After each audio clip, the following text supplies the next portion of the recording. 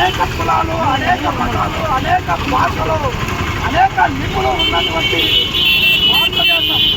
ఈ భారతదేశంలో అనేక మంది నివసిస్తున్నారు.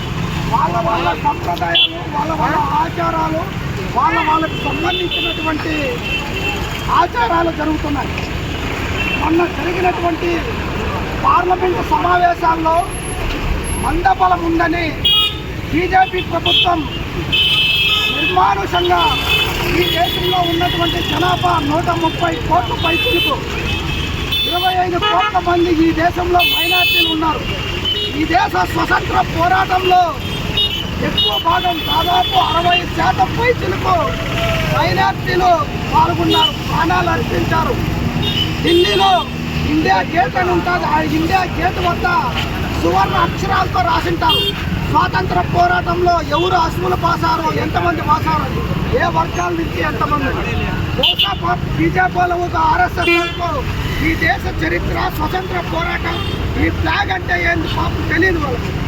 అనుకోకుండా కులాల మధ్య, మతాల మధ్య చిచ్చులు రేపు అధికారంలోకి వచ్చారు.